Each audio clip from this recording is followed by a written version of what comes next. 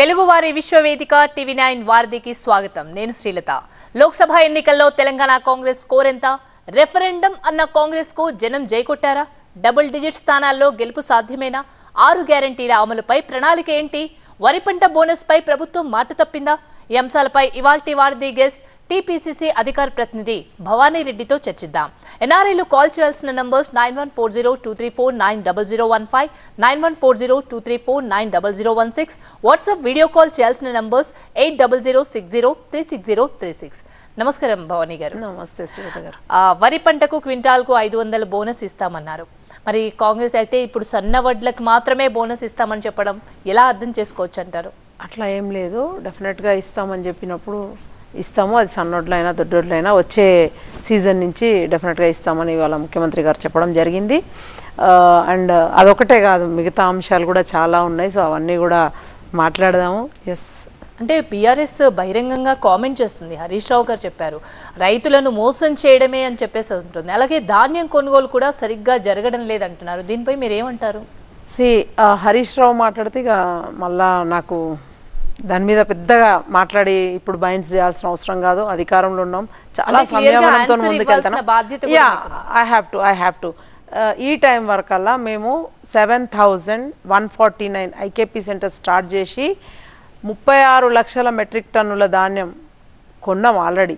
So వాళ్ళు ఈ season వరకు ఇంకా వాళ్ళంతా కొనను కూడా కొనలేదు. ప్లస్ ఎవ్రీ లాస్ట్ గింజ వరకు కూడా కొనాలి అని చెప్పి దిశానిర్దేశం చేయడం జరిగింది ముఖ్యమంత్రి గారు.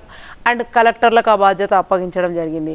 ఆయన మరీగా రైతులకు ఇట్లా నష్టం జరుగుతుంది అది ఇదని మాట్లాడుతూ ఉన్నారు. నిజంగా కూడా ఒకంత హాస్యాస్పదం. అంటే కొత్తగూడెంలో రైతులకు సంఖ్యలేసింది వాళ్ళు. రైతు ఆత్మహత్యలల్లో వాళ్ళ హయాంలా నిజంగా కూడా మనది నంబర్ 2 మన రాష్ట్రం. సో ఇట్లాంటివి మాట్లాడేటప్పుడు కొంచెం జాగ్రత్తగా మాట్లాడితే బాగుండు. అగైన్ మళ్ళా రైతుల పాలిట శాపమైన నల్ల చట్టాలన్నింటికి కూడా వీళ్ళు అక్కడ కేంద్రంలో వాళ్ళు తీసుకురాగానే వీళ్ళు 2 రోజులు తూతూ మంత్రంగా ఇక్కడ ధర్నాలు అవి ఇవి చేసిండ్రు, డ్రామాలు చేసిండ్రు. 3వ రోజు పోయి అక్కడ సరెండర్ అయిపోయి అని చెప్పి వచ్చిండ్రు. సో ఇవన్నీ మీరు రైతులకు నష్టాలు చేసుకుంటా మీరు ఫుడ్ కార్పొరేషన్ ఆఫ్ ఇండియా గురించి మాట్లాడలేదు. ఆ రోజు మీరు కొనుగోళ్ల గురించి మాట్లాడలేదు, మద్దతు ధర గురించి మాట్లాడలేదు. మాట్లాడకుండా అరెస్ట్ చేసి రైతులు అడ్డం తిరిగితే నేరెళ్ళ రైతు పరిస్థితి ఇవన్నీ కూడా రాష్ట్రం చూస్తూ ఉందని మేము చెప్తా ఉన్నాం. అంటే ఇవన్నీ చేసి వాళ్ళు మళ్ళీ రైతుల పక్షంలో మేమున్నామని కొట్లాడి ఇప్పుడు డ్రామా చేస్తూ ఉంటే ఎట్లా, ఎవరు నమ్మే పరిస్థితి లేదు. అసెంబ్లీ ఎలక్షన్స్ అయిపోయినాయి, పార్లమెంట్ అయిపోయినాయి. ఒక ఎమ్మెల్సీ ఎలక్షన్ కోసం వాళ్ళంతా డ్రామా చేయాల్సిన అవసరం లేదని చెప్తా ఉన్నాం. ఓకే, ఎలక్షన్స్ వచ్చినప్పుడే రైతులు గుర్తొస్తారనే కామెంట్ కూడా చాలా వినిపిస్తూ ఉంటుంది. మరి లోక్సభ ఎన్నికల్లో తెలంగాణ కాంగ్రెస్ స్కోర్ ఎంత? అట్లా స్కోర్ గురించి చెప్తే మాత్రం మేము మొదలే చెప్పినాం 14-15 మినిమం గెలుస్తాము అనే ధీమాతోనే ఉన్నాం. ఎందుకంటే మళ్ళీ ఇందాక కూడా నేను as I said let me reiterate, రైతుల గురించి ఎప్పుడైనా పక్షపాతి కాంగ్రెస్ పార్టీయే. ఆ రోజు కూడా రాజశేఖర రెడ్డి గారి హయాంలోనైనా సరే లేకపోతే అంతకుముందైనా సరే ఎప్పుడైనా సరే రైతులకు ఇస్తా అన్న మద్దతు ధర ఇచ్చింది కాంగ్రెస్ పార్టీయే, రుణమాఫీ చేసింది కాంగ్రెస్ పార్టీయే. సో ఇట్లా రకరకాల పంటలకు అన్నీ కూడా కొనుగోలు చేసింది కూడా కాంగ్రెస్ పార్టీయే. వాళ్ళు ఒక నోరు తెరిసి ఒక వరి గురించే మాట్లాడుతున్నారు, ఇవాళ వాళ్ళు ప్యాడీ ప్రొక్యూర్మెంట్ గురించే మాట్లాడుతూ ఉన్నారు. కానీ ఆ రోజు నుంచి అయినా సరే 9-10 రకాల పంటలకు మద్దతు ధర ఇచ్చింది కాంగ్రెస్ పార్టీ. సో ఇవన్నీ రైతులు మర్చిపోరు. రైతుల పక్షపాతి ఏదైనా ఉంది అంటే అది కాంగ్రెస్ పార్టీ అని తెలుసుకున్నారు. సో 2023లో జరిగిన ఎలక్షన్స్లలో, అసెంబ్లీ ఎలక్షన్స్లలో మాకే పట్టం కట్టింది. ఇప్పుడు కూడా అంతే. వీఆర్ వెరీ క్లియర్, లైక్ 14-15 అయితే వస్తాయని చెప్తాను. ఓకే, రెఫరెండం అన్న కాంగ్రెస్ కు జనం జై కొట్టారని మీరు అనుకుంటున్నారా? yes absolutely, that's what I said. like okay, అంటే డబుల్ డిజిట్ స్థానాల్లో గెలుపు సాధ్యమేనా? of course, సింగిల్ డిజిటా డబుల్ డిజిటా? డబుల్ డిజిట్ దట్ టు 14-15 అని చెప్తా ఉన్నాం. మళ్ళీ డబుల్ డిజిట్ దగ్గర ఆగిపోతున్నారు వాళ్ళు. 1 or 2 couple of seats అది కూడా నేను అది కూడా గెలుస్తా అని చెప్తా. కానీ మళ్ళీ మీరు ఈ రాత్రికి నిద్ర కూడా పోరని చెప్పి 6 గ్యారెంటీల అమలుపై ప్రణాళికలు ఏ విధంగా ఉన్నాయి మీకు? మీరు చూసిండ్రు, ఫస్ట్ అయితే ఉచిత బస్ అన్నాము, ఇచ్చినాము. తర్వాత 200 యూనిట్ల వరకు కరెంట్ ఫ్రీ అది స్టార్ట్ చేసినాము, అది కూడా. తర్వాత సిలిండర్ 500K గ్యాస్ సిలిండర్ అని చెప్పి, తర్వాత ఆరోగ్యశ్రీని కూడా పెంచడం జరిగింది. తర్వాత ఇప్పుడు కూడా విద్యా భరోసా అవన్నీ కూడా స్టార్ట్ చేసే టైంలో కోడ్ అడ్డం వచ్చింది. So election code now election is over and పరిపాలన మీద దృష్టి పెడతా అన్నారు. ఇవాళ కూడా అత్యవసరగా భేటీ అయినరు. సో అట్లా ఇంకా కొన్ని రోజులు ఈ కోడ్ ఉండడం వల్ల తప్ప మిగతా దేనికి కూడా అడ్డం ఏమి ఉండదు. సో ఆల్మోస్ట్ ఆల్ 99% మేము చేస్తూనే ఉన్నాం. అభివృద్ధి సంక్షేమ పథకాలు ఏవైతే అనుకున్నామో అవి నిరాటంకంగా కొనసాగుతూనే ఉంటాయి. పాలన మీద ఇప్పటి నుంచి కాన్సన్ట్రేట్ చేస్తాము అని చెప్పి గౌరవ ముఖ్యమంత్రి గారు చెప్పడం కూడా జరిగింది. రైట్. వరి పంట బోనస్ పై ప్రభుత్వం మాట తప్పింది అనుకోవచ్చా? ఏం లేదు, అట్లేం లేదు. అంటే మొదలైనా సరే వరి పంట అంటే ఇది ఇస్తాము అది ఇస్తాము అని మేమేం చెప్పలేదు. వరేస్తే ఉరి అని అట్లాంటి మాటలు మాట్లాడలేదు. ఎప్పుడైనా సరే బోనస్ ఇస్తాము అని చెప్పి దానికి కట్టుబడే ఉన్నాము. వచ్చే సీజన్ నుంచి ఇస్తామని చెప్పినాము, అంతే కదా. మరి త్వరలో జరగనున్న గ్రాడ్యుయేట్స్ ఎమ్మెల్సీ ఎన్నికల్లో కాంగ్రెస్ విజయావకాశాలు ఏ విధంగా ఉంటాయంటారు? 200% గెలుస్తాం. ఎందుకంటే మన అభ్యర్థి మన బలం ఇప్పుడు. So Teenmaar Mallanna alias Naveen, so ఆయన మొదటి నుంచి కూడా ఉద్యమ నేపథ్యం ఉంది ఆయనకి. ఉద్యమంలో సుదీర్ఘకాలంగా పనిచేసిండు. ప్లస్ ఒక మీడియా యజమాని, తను ఒక ఛానల్ యజమాని. తర్వాత జనాలకు more over everyday if he sees something he definitely says. So అట్లా ప్రతిరోజు ఎవరు కూడా జై తెలంగాణ అనని టైంలో మేమందరం కూడా జై తెలంగాణ అనడం జరిగింది. సో కనీసం తెలంగాణ, ఇది తెలంగాణ అని తెలంగాణ యాసను భాషను మన భాషను మన యాసను మాట్లాడడానికి కూడా కించిత్తు సిగ్గుపడే టైము, అట్లా ఫీల్ అయ్యే టైంలో ప్లస్ అవతలలో కౌంటర్ అటాక్ అంటే మీరు ఈ భాష నేర్చుకోండి మీకు శాలరీ పెంచుతాము అట్లాంటి హీనంగా మనల్ని చూసిన టైంలో మనం అందరం కూడా జై తెలంగాణ అన్నాము. అందులో మల్లన్న గారు కూడా ఉన్నారు. తర్వాత అందరూ కూడా జై కేసీఆర్ అనే టైంలో నై కేసీఆర్ అని ఉద్యమించింది కూడా ఆయన్నే. సో అట్లా అంతగానము అంటే పాలకులను ఎదిరించి ప్రశ్నించే తత్వం ఉన్న మల్లన్న డెఫినెట్గా గెలుస్తాడు. మా అభ్యర్థి మాకు బలం అనుకుంటున్నాము. కాంగ్రెస్ పార్టీ ఆయనకు కూడా బలం. సో ఈసారి అయితే ఎన్నికలలో ఖచ్చితంగా మేము పట్టభద్రుల ఎమ్మెల్సీ మేము గెలవబోతున్నాం. భవానీ గారు, మీరు చాలా కాన్ఫిడెంట్గా చెప్తున్నారు, అభ్యర్థి మా బలం అంటున్నారు. కానీ 56 కేసులు ఉన్న వ్యక్తికి కాంగ్రెస్ టికెట్ ఇచ్చిందని ప్రతిపక్షాలు ఆరోపిస్తున్నారు. దీన్ని మీరు 56 కేసులు అవన్నీ కూడా ఎలాంటి కేసులు ప్రజలందరికీ తెలుసు. అంటే కేసీఆర్కు ఎదురు తిరుగుతే ఎట్లుంటుంది అని అంటే తన సహచరుడు ఉద్యమ సహచరుడు అయిన సాక్షాత్ కోదండరాం సార్నే తలుపు బద్దలు కొట్టి తీసుకుపోయి అర్ధరాత్రి నువ్వు పోలీస్ స్టేషన్లో పెట్టిన వైఖరి అంటే అది కూడా కేసు అవుతుంది అంటే ఇంకా మరి మనం ఏం చేయలేము. సో ఎన్ని కేసులు ఉన్నా సరే అట్లంటే రేవంత్ రెడ్డి గారిని కూడా జైల్లో పెట్టడం జరిగింది.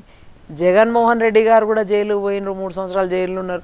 అంటే అదే ప్రామాణికం అనొద్దు. నేను అనేది ఏంటంటే అది ఎందుకు పోయినరు అనేది కూడా that is more important. So Teenmaar Mallanna మీద ఉన్న కేసులన్నీ కూడా పగబట్టి పంతంతో పెట్టిన కేసులే. అంటే పాలకులను ఎదిరిస్తాడా ఎక్కడన్నా ప్రూవ్ చేయాలి కదా. మరి ఇక్కడ పలానా కబ్జా చేసిండు, he's a dacoit, he's a murderer, he's so and so అని చెప్పి ప్రూవ్ చేయాలి కదా. సో అవన్నీ కూడా నిరాధారమైన కేసులన్నీ పెడితే 56 ఏంది 506 కూడా పెట్టచ్చు.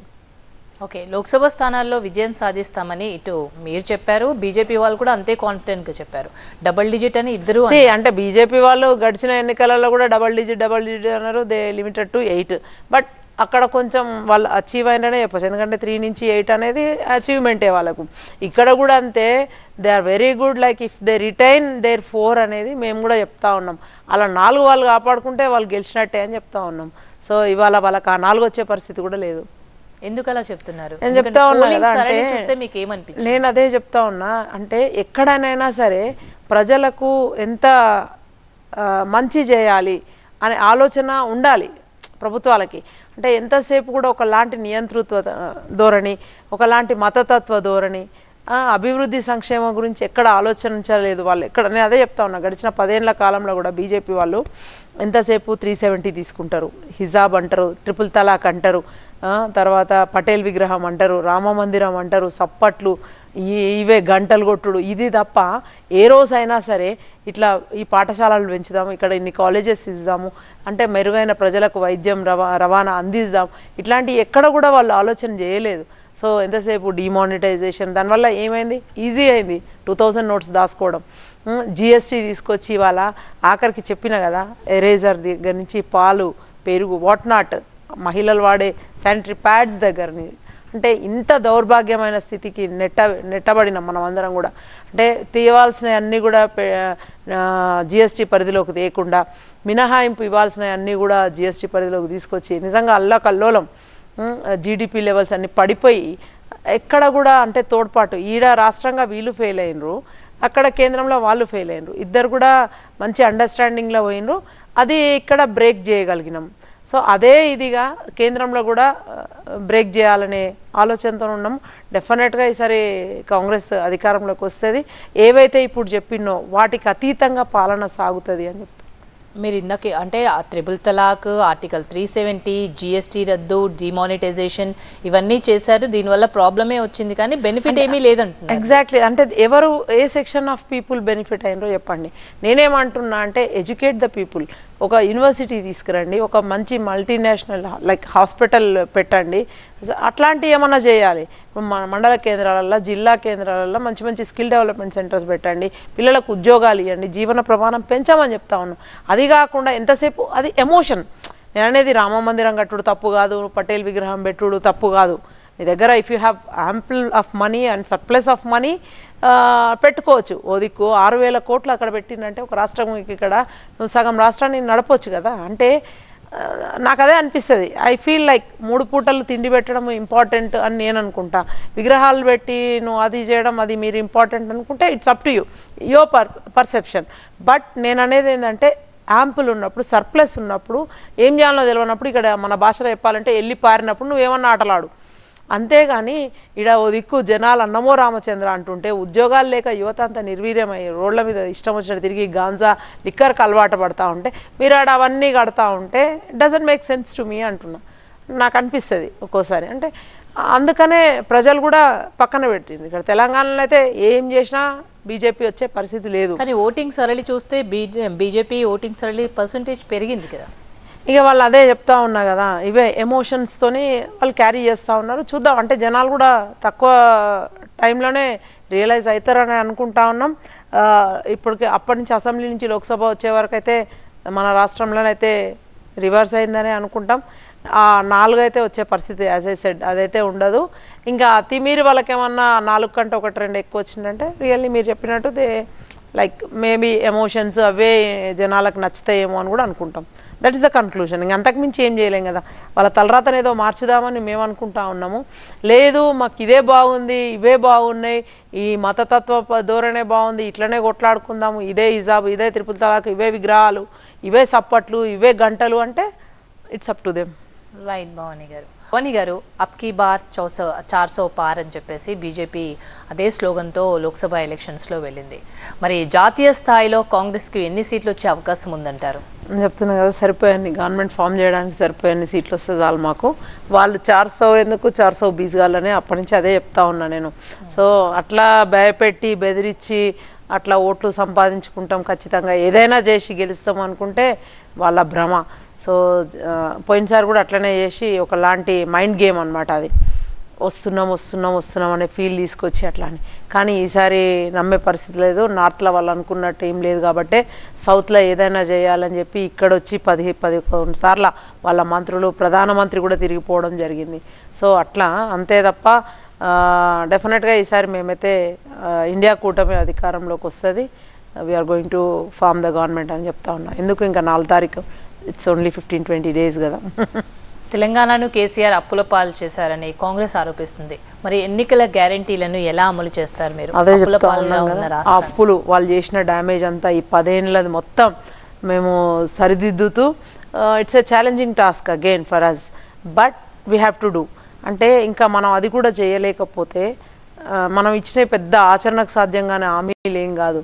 సో ఆల్రెడీ మొన్న కూడా బడ్జెట్లో పెట్టడం జరిగింది. సో ఫుల్ ప్లెడ్జ్ బడ్జెట్ ఇచ్చినప్పుడు కూడా బడ్జెట్లో పెట్టుకుంటాం. సో ఇవన్నీ కూడా 53,000 కోట్లతోనే సాధ్యమవుతుంది అని చెప్పి నిపుణులు అందరూ కూడా కూర్చొని లెక్కలేసి చెప్పడం జరిగింది. సో ఖచ్చితంగా దాన్ని అమలు చేసి తీరుతాం. ఓకే, మెగా డిఎస్సిపై కాంగ్రెస్ పార్టీ ఇచ్చిన హామీ ఏమైందన్న ప్రశ్నలు వినిపిస్తున్నాయి. మరి కొత్త నోటిఫికేషన్పై ప్రభుత్వం కసరత్తు ఏమైనా చేస్తుందా? ఎగ్జాక్ట్లీ, ఇవాళ టెట్ నిర్వహించినాము. We stick to that. ఎందుకంటే ఒకసారి చెప్పినాక ఖచ్చితంగా చేస్తాం. అందుకే కదా ఇప్పుడు ప్రజలు వాళ్ళని పక్కన పెట్టిందే అందుకు. అంటే ఉద్యోగాలు ఇస్తామని చెప్పి ఇయ్యలేదు, ఏటా 1,00,000 ఉద్యోగాలు అని చెప్పి, ఉపాధి అవకాశాలు లేవు. సో అదే మెయిన్ ఎజెండా కదా.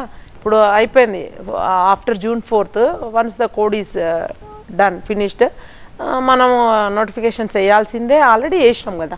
సో కంటిన్యూ చేయాల్సిందే recruitment process. It's on going process. And again అది ఏదో 30,000తోనో 10,000తోనో కాదు, ఎంత అవసరం ఉంటే అంత ఖచ్చితంగా రిక్రూట్ చేయాల్సిందే. ఫర్ ఎగ్జాంపుల్ లైక్ గడిచిన 10 ఏళ్లలో చాలా పద్ధతి ప్రకారం కేసీఆర్ అనే వ్యక్తి 6,000 పాఠశాలను మూయడం జరిగింది.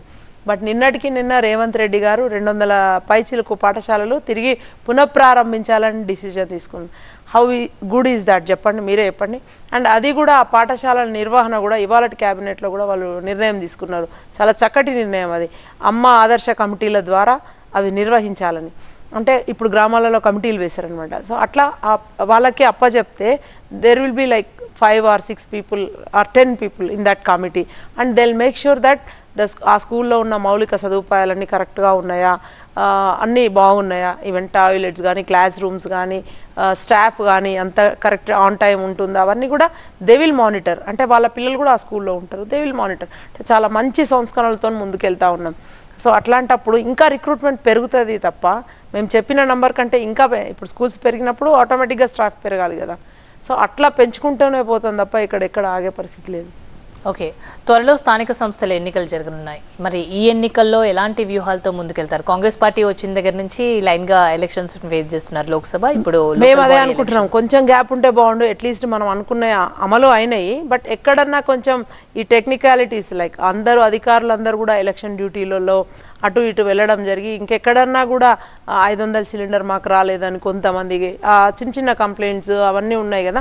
సో అవన్నీ కూడా ఓవర్కమ్ అవుతాము. కొంచెం గ్యాప్ ఉంటే బాగుండు 1 month అని ఐ విష్. లైక్ నేను కూడా అనుకుంటా ఉన్నా, కొంచెం గ్యాప్ ఉంటే మొత్తం పూర్తిగతిన ఈ పథకాలన్నీ అమలు చేసి ప్రజల్లోకి వెళ్తే ఇంకా బాగుంటుందని నేను కూడా అనుకుంటున్నాను. ఓకే, తెలంగాణలో బీజేపీదే హవా ఉంది, భవిష్యత్ అంతా కూడా మాదే అని ఆ పార్టీ నేతలు చెప్తున్నారు. మరి మీకు ప్రధాన పోటీ ఎవరని భావిస్తున్నారు? బీఆర్ఎస్ఆ లేకపోతే బీజేపీ? ఆబ్వియస్లీ ఇప్పుడైతే ప్రస్తుతానికైతే బీజేపీ, బట్ స్థానిక సంస్థలల్లో అది డిఫరెంట్ ఉంటుంది. అది డిపెండ్స్ ఆన్ ద క్యాండిడేట్. అక్కడ పార్టీ కంటే కూడా ఆ ఊరికి ఆ మనిషి అనేది వాళ్ళు అట్లా చూసుకుంటారు.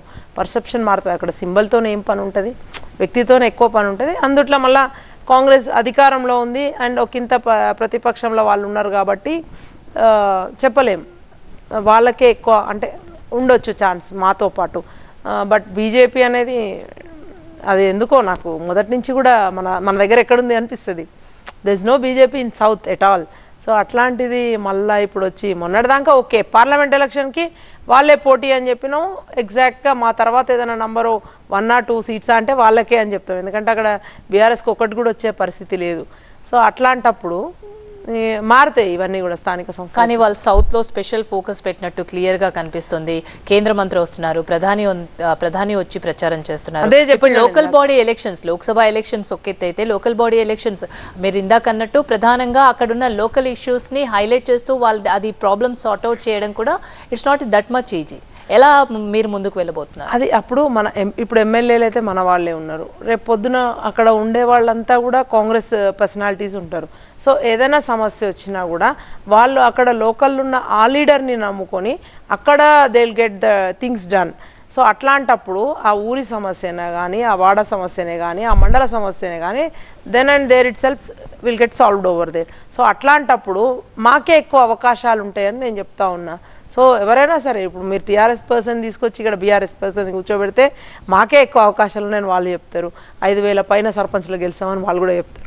వీళ్ళని తీసుకొస్తే వాళ్ళు అట్లనే చెప్తారు. సో బట్ లాస్ట్కి అయితే we have to wait and see. Telangana ఇచ్చింది కాంగ్రెస్ పార్టీ అని చాలా గర్వంగా చెప్పుకుంటారు. మరి కాంగ్రెస్ అధికారంలోకి వచ్చిన తర్వాత తొలిసారి రాష్ట్ర ఆవిర్భావ వేడుకలు జరుగుతున్నాయి. ఎలా సెలబ్రేట్? నిజంగా 10 years చాలా నాకైతే చాలా హ్యాపీగా ఉంది. ఎందుకంటే నేను ఎడ్యుకేషన్లో ఉన్నా కాబట్టి పర్సనల్గా నేను ఉన్నాను. సో అట్లాంటి టైంలో ఈ మా గవర్నమెంట్ వచ్చిన తర్వాత మళ్ళీ ఎలక్షన్స్ ఇదంతా అయిపోయిన తర్వాత ఫ్రెష్గా సెకండ్ రోజు ఇవి చేయాలి అని చెప్పి నేను మనసులో అనుకుంటున్నా. ఇవాళ క్యాబినెట్లో అది కూడా one of the point of discussion. So అది చాలా చక్కటి డిస్కషన్. అండ్ ఈసీకి కూడా అప్లై చేసినట్టున్నారు పర్మిషన్ ఇవ్వమని. సోనియా గాంధీ గారు కూడా వస్తున్నారు అన్నట్టుగా ఇవాళనే తెలిసింది. ఐ మీన్ వీళ్ళు ఇన్వైట్ చేస్తున్నారు అని. ఒక అలాంటి పండగలానే సెలబ్రేట్ చేసుకుందాం అంటే ఎక్కడ సెలబ్రేట్ చేయబోతున్నారు? That has to come. అంటే అధికారికంగా ఇంకెక్కడ ఏం చెప్పలేదు దాని గురించి. వన్స్ ఈసీ పర్మిషన్ ఇస్తే కనుక, అంటే ఏమన్నా వాళ్ళకి ఏమన్నా అబ్జెక్షన్ ఉంటే చెప్పలేం కదా. సో సెలబ్రేషన్స్ అవన్నీ కూడా, అంటే కాంగ్రెస్ పీపుల్ అందరూ వస్తారు ఒక దగ్గరికి అనుకున్నప్పుడు ఏదైనా ఈసీ అబ్జెక్ట్ చేస్తే చెప్పలేము. అదర్వైజ్ పెద్ద ఎత్తునే చేస్తారు. Like we have stadiums and all ఎక్కడ. సో నాకైతే చాలా ఎగ్జైటింగ్ ఉంది.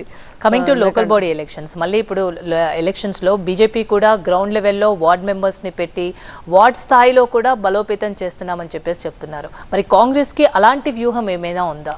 కార్యకర్తల్ని వార్డ్ స్థాయిలో కూడా వాళ్ళని బలోపేతం చేసే విధంగా ఏదైనా? వార్డ్ కమిటీలైనా కూడా, బూత్ కమిటీలైనా, గ్రామ కమిటీలైనా, మండల కమిటీలైనా, జిల్లా కమిటీలైనా, రాష్ట్ర కమిటీలైనా కాంగ్రెస్కు ఉన్నంత పటిష్టంగా 10 ఏళ్ళ అధికారం లేకపోయినప్పటికి కూడా మా కమిటీలు అట్లానే ఉన్నాయి, కాంగ్రెస్ ఓటర్స్ అట్లానే ఉన్నారు, అందరు అట్లానే ఉండే జెన్యున్గా.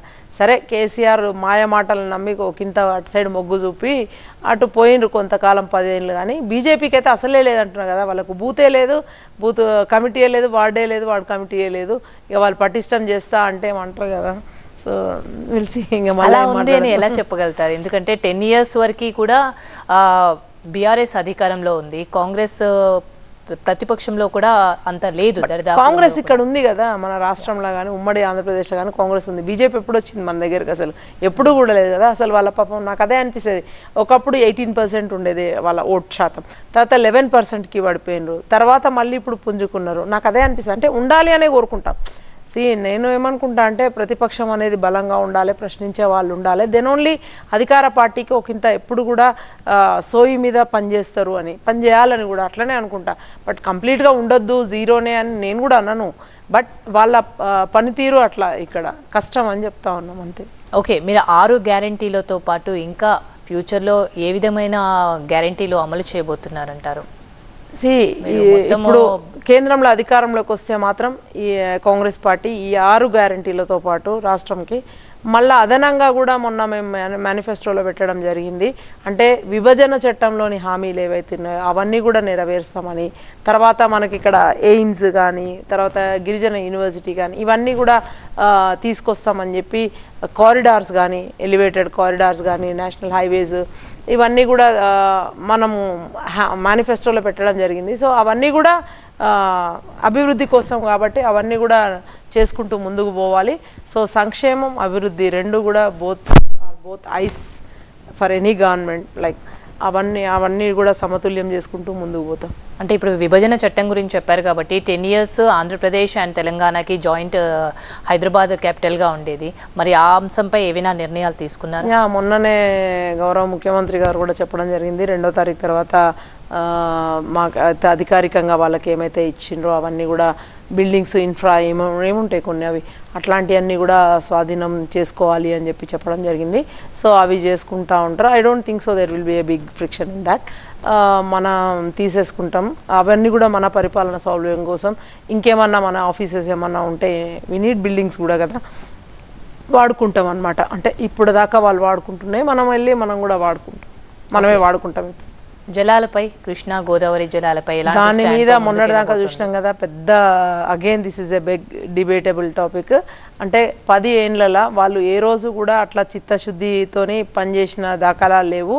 డెఫినెట్గా మనకు రావాల్సిన వాటా కృష్ణానది జలాలే కానీ, అది గోదావరి జలాలే కానీ, ఇంకేదన్నా కానీ ఆ వాటాలు మనం తీసుకుంటూ, తర్వాత భద్రాచలం భూములు ఏవైతే ఉన్నాయో, 5 గ్రామాలు ఏవైతే ఉన్నాయో అవి ఖచ్చితంగా మళ్ళీ మనం తీసుకోవడం, తర్వాత యాజ్ ఐ సెడ్ మళ్ళా బయ్యారం ఉక్కు ఫ్యాక్టరీ, తర్వాత మన రైల్వే కోచ్ ఫ్యాక్టరీ కాజీపేట్, ఇవన్నీ కూడా విభజన చట్టంలోని హామీలే. అవన్నీ కూడా మనం తెచ్చుకుందామని చెప్పి కొత్తగా మేనిఫెస్టోలో అయితే పెట్టడం జరిగింది. సో విల్సి ఏ మేరకు మరి మనకు ఆ వెసులుబాటు ఉంటుంది. అండ్ కాంగ్రెస్ అధికారంలోకి వచ్చినాక మాత్రం కేంద్రంలో ఇవన్నీ కూడా చేస్తామని చెప్తా ఉన్నాం. యాజ్ కర్ణాటకలో ఎట్లా మనం 5 గ్యారంటీస్, ఇక్కడ 6 గ్యారంటీస్ ఇవన్నీ ఎట్లా అమలు పరుస్తున్నామో సేమ్ థింగ్ అక్కడ కూడా పాంచ్ న్యాయన్నం 25 గ్యారంటీలతోని చెప్పినాం. నాకైతే 100% నమ్మకం ఉంది వస్తాము అని చెప్పి. సో వచ్చాక ఇంకా మంచి జరుగుతుంది మన రాష్ట్రానికి. యా, మీరు ఇందాక చెప్తూ ఎయిమ్స్ అండ్ గిరిజన యూనివర్సిటీస్ కూడా వస్తున్నాయి, ఇందాక స్కూల్స్ కూడా భారీ స్థాయిలో తీసుకురాబోతున్నాం అన్నారు.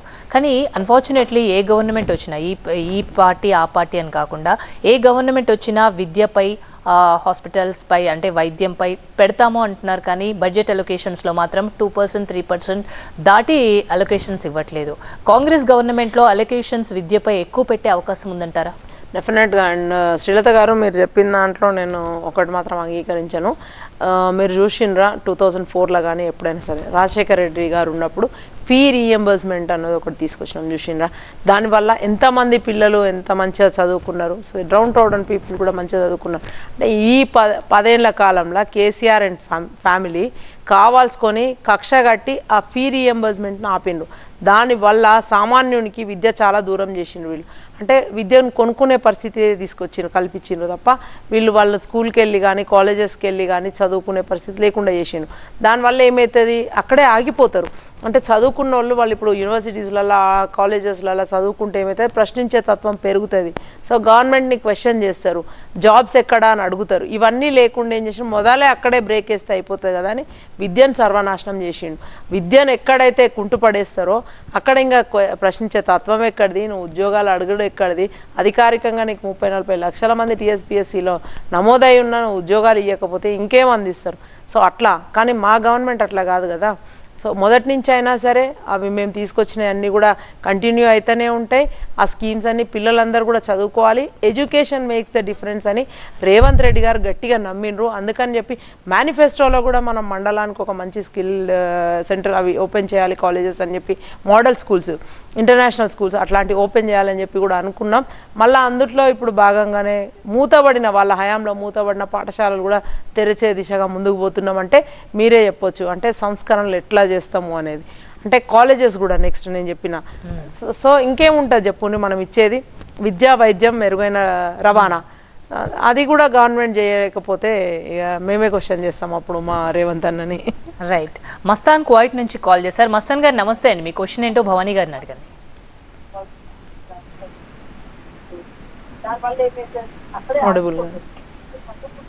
హలో మస్తాన్ గారు, మీ టీవీ వాల్యూమ్ తగ్గించి మాట్లాడండి.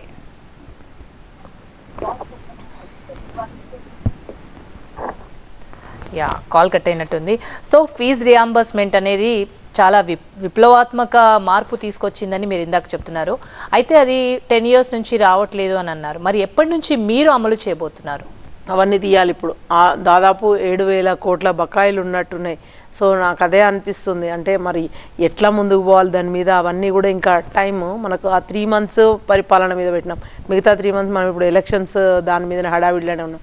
సో ఇప్పుడే ఇంకా ఇది అయిపోయిన తర్వాత నేను అదే చెప్తున్నాను కదా, పర్సనల్గా రేవంత్ అన్నకు నేనే వెళ్ళి చెప్తాను మనం ఇవి చేయాలి అని చెప్పి. అంటే చాలా ఉన్నాయి అంశాలు ఇంకా మేము కలవాల్సినవి, మాట్లాడాల్సినవి. అంటే డెఫినెట్గా ఎవరైనా సరే, ఏ గవర్నమెంట్ అయినా సరే ఆన్గోయింగ్ దాన్ని ఏదైనా కంటిన్యూ చేయాలనే చెప్తాం. సో అప్పుడు చేసిన తప్పులు ఇప్పుడు చేయొద్దు అని చెప్పి ముందుకెళ్తా ఉన్నాం. సో ఫీ రెగ్యులేషన్ కూడా దాంతోపాటు చాలా ఇంపార్టెంట్. అది స్టెప్ నిన్ననే సీఎం గారు స్టేట్మెంట్ చూసిండ్రు కదా. సో అది కూడా చాలా ఇంపార్టెంట్. ఎందుకంటే 10 రూపాయలు ఉన్నదాన్ని 100 రూపాయలు చేసి నా ఇష్టం వచ్చిన దానికి అమ్ముకుంటా అంటే అట్లా కాదు కదా. సో నియంత్రణ అది డెఫినెట్గా తీసుకుంటా అని చెప్పిండ్రు. Thanks to our honourable CM once again. Okay, మేమిచ్చిన నోటిఫికేషన్కి, మేమిచ్చిన జాబ్లకి మీరు పత్రాలు ఇచ్చారని స్వయంగా కేటీఆర్ అనౌన్స్ చేశారు. మేమే ఇచ్చినామని ఎలా చెప్పుకుంటారు మీరు అంటున్నారు. ఒక్కసారి నాకు నవ్వొస్తుంది. అంటే identifying jobs it self is called అది ఇచ్చినట్టు అని మేము అన్నాం కదా. అంటే ఐడెంటిఫై అనేది 30,000 కాదు, 30 లక్షలు కూడా ఐడెంటిఫై చేసి అట్లా పెట్టి ఉద్యోగ నోటిఫికేషన్ వేసి ఎగ్జామ్ రాపిచ్చి అట్లా పెట్టచ్చు. కానీ ఎంప్లాయ్మెంట్ లెటర్ ఇవ్వాలి కదా వాళ్ళకి, ఏమంటారు, తీసుకున్న జాబ్లోకి తీసుకొని వాళ్ళకి శాలరీస్ ఇస్తూ అబ్జర్వే చేసుకోలేదు, వాళ్ళని అందరినీ తీసుకునే లేదు గవర్నమెంట్లకి. ఇచ్చినామని ఎట్లా మాట్లాడతారు వాళ్ళు. సో ఇక్కడి నుంచి కదా స్టార్ట్ అయ్యేది. మేము తీసుకున్నాక మేము ఉద్యోగం ఇచ్చిన తర్వాత జాబ్ శాలరీ ఎవరు ఇస్తారో ఎక్కడి నుంచి స్టార్ట్ అవుతుంది అనేది దట్ కౌంట్స్. కానీ నువ్వు 30,000 కాకపోతే 3 లక్షలు 30 లక్షలు యాజ్ ఐ సెడ్ అన్నీ కూడా ఐడెంటిఫై చేసి పెడితే ఇచ్చినట్టేనా అంటే ఇక అది మతుండి మాట్లాడుతున్నట్ట వాళ్ళు, ఇక వాళ్ళకే వదిలేస్తున్నాం. ఇట్స్ ఓకే, ఉద్యోగాల గురించి మాట్లాడుతున్నాను కాబట్టి ఆర్టీసీ ఉద్యోగులని రెగ్యులరైజ్ చేయాలి అని చెప్పేసి ఈటెల ఈరోజు డిమాండ్ చేశారు. ఎప్పుడు చేస్తున్నారు? ఈటల ఇప్పుడు డిమాండ్ చేస్తారు, ఇప్పుడు వచ్చి కొత్త కళ్ళు తెరుచుకొని ఆయన డిమాండ్ చేస్తారు. మరి ఈయన కూడా అంటగాగిండు, కొన్ని రోజులు అందులో ఉన్నారు పాపము. పెద్ద మనిషిగా చెప్పినాం కదా, ఉద్యమ సహచరులు వీళ్ళంతా కూడా నేను ఆయన సర్వీస్ అంత లేదు నా ఏజ్ కాబట్టి కొంచెం తక్కువ మాట్లాడితే బెటర్ ఏమో అని అనుకొని నన్ను నేను తగ్గించుకొని మాట్లాడుతున్నా. రాజేందర్ అన్న ఈ క్వశ్చన్ ఆ రోజే మీరు అడగాల్సింది. ఎప్పుడో ఫస్ట్ మేనిఫెస్టోలో పెట్టిండు, తర్వాత నెక్స్ట్ కొట్లాడి 50 మంది చనిపోయిన తర్వాత 3 నెలలు ఉద్యమం నడిచిన తర్వాత వాళ్ళందరూ స్ట్రైకులు చేసి టూల్ డౌన్ చేసి అంత అయిపోయిన తర్వాత లాస్ట్కి ప్రభుత్వంలోకి తీసుకుంటామని చెప్పిండ్రు. అది కూడా తూతూ మంత్రంగా, అది ఎక్కడ కూడా ప్రాసెస్ స్టార్ట్ కాలేదు. మేము వచ్చినాం కదా, మాకు కొంచెం టైం కావాలి. ఇది అయిపోయింది, ఇప్పుడు నెక్స్ట్ చేసేది అదే. తర్వాత ఏదో మేమే చెప్పినాం, మేమే క్వశ్చన్ చేస్తే చేసినామని మీరేం అనొద్దు. We know what to do and we are bound to that. మేము చేయాలి ఖచ్చితంగా. వన్స్ దే అనౌన్స్డ్ అండ్ మేము చేయాల్సిందే. సో దానికి లేదు మేము గవర్నమెంట్లకు తీసుకోలేదు, అది ప్రైవేటైజ్డే ఉంటుంది, ప్రైవేట్లోనే ఉంటుంది, అది కార్పొరేషనే ఉంటుంది, మేము అనలేదు, వాళ్ళు ఇచ్చిన అనడానికి లేదు కదా. వన్స్ ఇట్స్ సెడ్ అంతే. డిఎస్సి నోటిఫికేషన్ త్వరలో వస్తుందని చెప్పారు. ఆల్రెడీ గ్రూప్స్ నోటిఫికేషన్ రిలీజ్ చేశారు. ఇంకా ఏ ఏరియాలో నోటిఫికేషన్ వచ్చే అవకాశం ఉందంటారు? దానికి తగ్గట్టుగా ఎక్సర్సైజ్ నడుస్తూ ఉంది. అన్ని ఏరియాస్లో ఎక్కడైతే గ్యాప్స్ ఉన్నాయో ఖచ్చితంగా 2 లక్షల ఉద్యోగాలు ఇచ్చి తీరుతామని చెప్పినాం. ఎక్కడ ఖాళీలు ఉన్నాయో అక్కడ అన్నీ ఐడెంటిఫై చేసి మేము డిసెంబర్ వరకు కూడా రిక్రూట్మెంట్ ఇది కంటిన్యూ అయితేనే ఉంటుంది. And it's on going process. Again I said job calendar release చేస్తాము అని, ఆ జాబ్ క్యాలెండర్ రిలీజ్ చేసే దమ్ము మాకుంది అని చెప్పినాం. We are going to release that. But గడిచిన 10 ఏళ్ళ చెప్పినాం కదా, మొత్తం అన్ని శాఖలు కుంటుపడ్డాయి. సో పూర్తిగతిన లైక్ స్టాఫ్ కూడా లేకుండా, పరిపాలన చక్కగా లేకుండా. బట్ మనం అది చేయము అని ఇప్పుడు ఖచ్చితంగా రిక్రూట్ చేస్తూ ఉన్నాం, చేస్తాం. భవాని గారు, ఫోన్ ట్యాపింగ్, కాళేశ్వరం అంశాలపై ప్రభుత్వ వైఖరి ఎలా ఉండనుందంటారు? ఇక ఫోన్ ట్యాపింగ్ అంటే మన అగైన్ పెద్ద సబ్జెక్ట్ అది. సో ఖచ్చితంగా ఎక్కడున్నా సరే ఆయనను పట్టుకురావడం అయితే జరుగుతుంది. దాంట్లో ఉన్న వాళ్ళని విడిచిపెట్టే ప్రసక్తి అయితే లేదు. కాళేశ్వరం వచ్చేసి ఇప్పుడు అన్నారం సుందిల్లా మేడిగడ్డలో వాటర్ నింపే పరిస్థితి లేదని ఎన్డీఎస్ఏ రిపోర్ట్ కూడా ఇచ్చింది. సో దాని తర్వాత ఇవాళ కూడా మన క్యాబినెట్ కూర్చున్నప్పుడు కూడా వాళ్ళు అదే అనుకున్నారనమాట. దాని మీద ఒక కమిటీ వేసి ఆ కమిటీ చెప్పిన తర్వాత ఏం చేయాలి, అది ఆలోచన చేయాలి అని చెప్పి, మరమ్మతులు ఎట్లా చేయాలి అని చెప్పేసి నిపుణులతోని అది రిపోర్ట్ మళ్ళీ రీసర్వే చేయించి, లేకపోతే మళ్ళా ప్రాజెక్ట్ విజిట్ చేయించి అవన్నీ చూసి నిర్ణయం తీసుకుంటామని చెప్పి గౌరవ ముఖ్యమంత్రి గారు చెప్పడం జరిగింది ఈరోజే. బట్ ఇప్పుడైతే అందులో వాటర్ స్టోరేజ్ చేసే పరిస్థితి లేదని as a said NDSA report అయితే ఇచ్చింది. సో ఇంకా మరి వర్షాలు అయితే పడతా ఉన్నాయి, నాకు కూడా అదే ఉంది ఈగర్. అంటే నీళ్లు నిధులు నియామకాలపైన ఏర్పడ్డ తెలంగాణలో కాళేశ్వరం అనేది ఒక వరప్రదాయినిగా భావించారు. ఆ బడ్జెట్ అలొకేషన్స్ కూడా కాళేశ్వరం పైన భారీ స్థాయిలో పెట్టిన విషయం మీకు తెలుసు. ఎంత త్వరలో అయితే అంత త్వరలో దీన్ని సార్ట్అవుట్ చేసే అవకాశం ఉందంటారా? Exactly, we have to do చాలా త్వరగా. ఎందుకంటే మళ్ళీ ఇప్పుడు క్యాచ్మెంట్ ఏరియాలో పడతా ఉన్నాయి వర్షాలు. సో ఆ వాటర్ అంతా కూడా వస్తాయి, బ్యారేజ్లలో నిండాల్సిన అవసరమే, రిజర్వాయర్స్లలో. సో బట్ వాళ్ళు మీరు అన్నట్టు కదా ఇందాక, భారీగా బడ్జెట్ అనగా, భారీగా కాదు అతి భారీగా, మొత్తం టోటల్గా బడ్జెట్ అంతా కూడా కాళేశ్వరం దాని మీదనే పెట్టి అదొక గుదిబండను తయారు చేసి దాన్ని మనకు కోలుకోలేని దెబ్బ అనమాట అది. ఇవాళ కాళేశ్వరం అనే దాంతోనే ఇవాళ వాళ్ళ ప్రభుత్వం కూడా కూలడం జరిగింది. అంటే ఏం జరిగింది అంటే, ఒక్కోసారి తప్పుడు నిర్ణయాలు ఎంత అధపాతాలను తొక్కుతాయో వాళ్ళకు this is a live example. So ఆ కాళేశ్వరంని ఏం చేయాలని, either we can destroy Nar can we repair అన్నప్పుడు అది చాలా ఇబ్బంది పరిస్థితి అది. సో దాన్ని బట్టి మరి తక్కువ ఖర్చుతోని, మినిమల్ ఎక్స్పెండిచర్తోని దాన్ని ఏమైనా చేయగలుగుతామా, ఇంకా అంటే దాన్ని ఎత్తిపోతల్ని ఇంకో దగ్గర ఎక్కడన్నా మళ్ళా బ్యారేజ్ కట్టగలుగుతామా. సో అవన్నీ కూడా పరిశీలనలో ఉన్నాయి. సో కొన్ని నాకు తెలియదు, కొన్ని ఇప్పుడు నేను చెప్పలేను, తెలుసు. సో అది లోక్సభ ఎన్నికల ఫలితాల తర్వాత కాంగ్రెస్లోకి మరిన్ని వలసలు ఉండే అవకాశం ఉందా? ఆబ్వియస్లీ, అంటే ఇప్పుడైతే మేమైతే మొదలే ముఖ్యమంత్రి గారు చెప్పిండ్రు, నాకు కరెక్ట్గా నంబర్ అయితే ఉంది. సో నాకు భయం లేదు ఏం జరుగుతుందని. నేనైతే వలసలను ప్రోత్సహించారు. బట్ మీరేమన్నా చేస్తే మాత్రం నేను ఇడిచిపెట్టేది లేదని చెప్పిండ్రు. వాళ్ళ మాటకోసారి మీది కూలుతుంది, పేలుతుంది, మీరు పోతారు, బీజేపీ వస్తారు, ఇట్లాంటివన్నీ మాట్లాడితే చెప్పలేం. మరి ఏదైనా మ్యాజిక్ నంబర్ కాబట్టి నంబర్ గేమ్. సో దాంట్లో పెద్ద మనం చెప్పాల్సిన అవసరం లేదు, అది దాని పని అది అటు సైడ్ నడుస్తూ ఉంటుంది. రైట్ భవానీ గారు. It's a diplomatic answer. ఇంకా అంతకన్నా నేను ఏం చెప్పలేను కదా. ఇప్పుడు మేమేదో పగబట్టి వాళ్ళని అందరినీ తీసుకుంటామని నేను అనలేను, మరి వాళ్ళు పగబట్టి వాళ్ళు కూల్స్తామని వాళ్ళు అన్నప్పుడు మేము చేయాల్సింది మేము చేయాలి కదా. అంటే మా దగ్గర కూడా వలసలకి రెడీగా ఉన్నారు కాంగ్రెస్ నుంచి రావడానికి అని చెప్పేసి బీఆర్ఎస్ వాళ్ళు కూడా చెప్తున్నారు. కాంగ్రెస్ నుంచి బీఆర్ఎస్లకు ఎందుకు పోతారు? సో వాళ్ళు అట్లా ఇక మతిభ్రమించి మాట్లాడితే ఇంకా మనం ఏం చేయలేము. అంటే అధికారంలో ఉండి ప్రజలు మంచిగా మ్యాండేట్ ఇచ్చి పరిపాలించమని 5 ఏళ్ళు అని చెప్పి కాంగ్రెస్కి పట్టం కట్టినాక మళ్ళా కాంగ్రెస్ల నుంచి మా దగ్గరకు వస్తారు అని అవసరమే ఉంది? మేము అంటలేం కదా బీఆర్ఎస్ వాళ్ళు మాకు టచ్లో ఉన్నారు, బీజేపీ వాళ్ళు మాకు అవసరమే ఉంది. We have that number. ప్రజలు ఇచ్చిన దాన్ని అంటే మీరు తీర్పును గౌరవించరా? అంటే రాజ్యాంగ స్ఫూర్తితో పనిచేయనియరా? రాజ్యాంగంకి కట్టుబడి ఉండరా? మీరు ఇవన్నీ విలువలకు తిలోదకాలు ఇస్తారా? ఏం మాటలు అవి నాకు అర్థం కాదు వాళ్ళవి. సో అందుకనే మేము చెప్తున్నాం కదా, నేను చాలా సంయమనం పాటించాలి మేము, ఎందుకంటే అధికారంలో ఉన్నాము. 5 ఏళ్ళే కాదు, కుదిరితే ఇంకో 5 ఏళ్ళు, మళ్ళీ కుదిరితే మళ్ళీ 5 ఏళ్ళు. ప్రజలు ఏముందండి, వాళ్ళు డిసిషన్ ఇచ్చినప్పుడు వాళ్ళు మ్యాండేట్ ఇస్తే మంచిగా పరిపాలించాలనే ఉంటుంది. ఎవరికైనా సరే అధికారం ఎవరికి వద్దనుకుంటారు? సో మంచి చేయాలనే అనుకుంటాం కదా. సో అట్లా మంచి కార్యక్రమాలతో ముందుకు పోతాం. ఓకే, కేబినెట్ నిర్ణయాల్లో ఇందాక మనం చర్చించినట్టు సోనియా గాంధీని ఇన్వైట్ చేయాలి, ఆమెను సన్మానించాలి అనేది కూడా డెసిషన్లో ఉంది. అది ఈసీకి లెటర్ రాస్తారా? ప్రాసెస్ ఎలా ఉంది? అదే చెప్పినాను కదా, యాజ్ ఐ సెడ్ పర్మిషన్ కోసం అప్లై చేస్తున్నారు. సో వన్స్ అది కనుక మీరు సెలబ్రేషన్ చేయొచ్చు అని అంటే డెఫినెట్గా సోనియా గాంధీ గారిని పిలుస్తారు. అది నిజంగా కూడా it wouldn't have happened.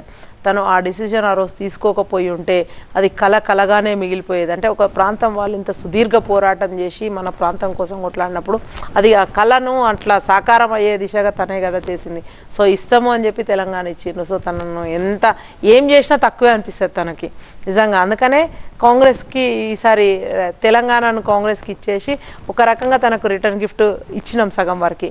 So మిగతాది కూడా ఇక్కడ మనం అనుకున్న 14-15 సీట్లు గెలిచిస్తే ఇంకా వి విల్ పే బ్యాక్ అన్నట్టుగా, వి పేడ్ బ్యాక్ అని మేము కొంచెం రిలాక్స్ అవ్వచ్చు.